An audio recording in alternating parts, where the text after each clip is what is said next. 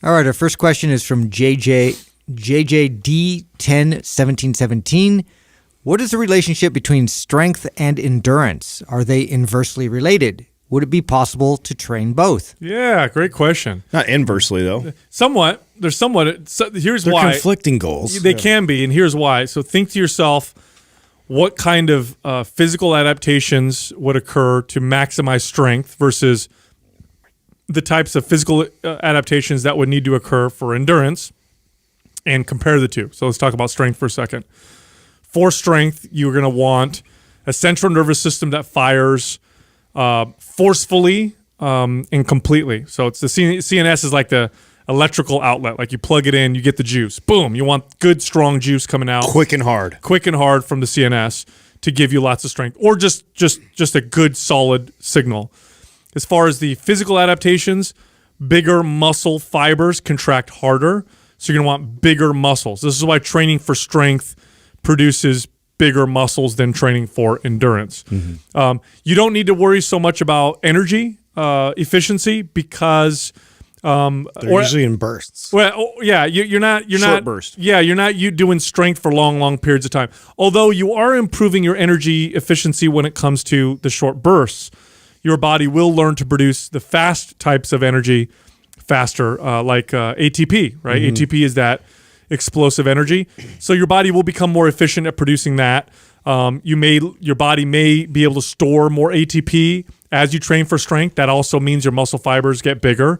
So overall, bigger muscles, louder central nervous system signal. Those are the adaptations. Now let's go to endurance. For endurance, you need a muscle that can contract not very forcefully, but one that can contract for long periods of time. You need energy efficiency in terms of the type of energy that you're going to be using for that type of contraction, which is glycogen and fatty acids. A big muscle, not a good thing. A big muscle, just like an engine for a car, a bigger engine will produce more power, but will also use up more energy and gas. So for endurance, you want smaller muscles. You want to be economical. Yeah, you want smaller muscles that are energy efficient, that can contract not forcefully, but consistently over long periods of time. Now, that being said, it doesn't mean that these both don't also contribute to each other. Sure, You absolutely. can train just for endurance and actually get some strength. Mm-hmm. And you could train just for strength and get some endurance. So it's not, that's what I meant by I don't think inversely related is if you push, because there's carryover. If you push them to the extremes, they are though, right? Yeah. Like if I'm pushing strength to the absolute max extreme, then if I train for endurance, I'll probably take away some strength. Right. And vice versa. So that's where they become. And so here's the thing with the body has to make a compromise. Mm-hmm. So if you're asking your body for all these different types of adaptations, and the way you ask your body is through your workouts, right? Through your workouts and lifestyle and diet, you're sending the signal, this is what I want. I want more strength. I want more endurance. I want more whatever.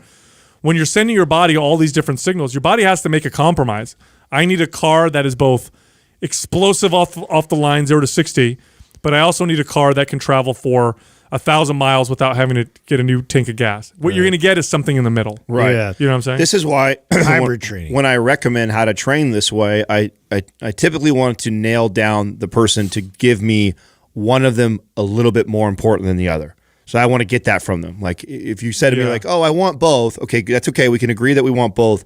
But is there one that's a little more important than the other for you? Yeah. And then we're going to prioritize your programming that way. Totally. So, and the split's going to look something like this, where 60% of your training is focused on one, at least 60 to 70% is focused on one, and then the other 30%. So if we were to look at it like days, it would be 3 days. If I cared about strength more than anything else, 3 days a week, I am training strength focus, and then maybe 1 or 2 days a week, I'm incorporating some sort of endurance training in there. Yeah, and this is too, like when I start looking into different sports, that I have to really understand the athlete and what their desired outcome is in terms of like what attribute they're trying to build up more, like for like a soccer player, a rugby player, something like that, where it's sort of a hybrid of both, mainly like a rugby player, right? Because you have to be explosive, but also you're constantly running and being like efficient with your energy. So, what position do you play? Right. Like, are you like all on the outside where you're just running constantly and,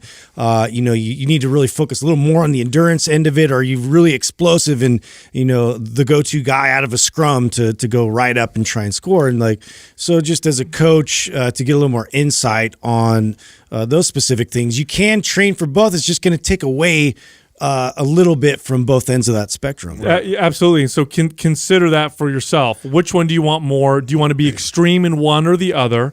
And then here's the final thing. They can both be a detriment to the other in the sense that if your strength is so bad, let's say you have terrible strength, you're very, very weak, your endurance will suffer also. So even if you're looking for maximum endurance, you have to have a certain baseline of strength in order to perform that endurance. And if your endurance is so terrible that you can't even perform your feats of strength, then the endurance, the lack of endurance is taken away from your strength. That's the other thing to consider. So I know for me as a lifter, somebody who's always interested in lifting weights and building muscle and getting strong, I remember years ago, my cardiovascular endurance was so bad that I would get on a stationary bike and in 10 minutes I would be breathing hard. So I started training my endurance a little bit and I got stronger as a result. But it was because my endurance was so bad that it was holding me back. This is why I run my occasional mile, just to kind of get a pulse on that. I'll run a mile and see how tough a mile is for me at whatever pace on the treadmill.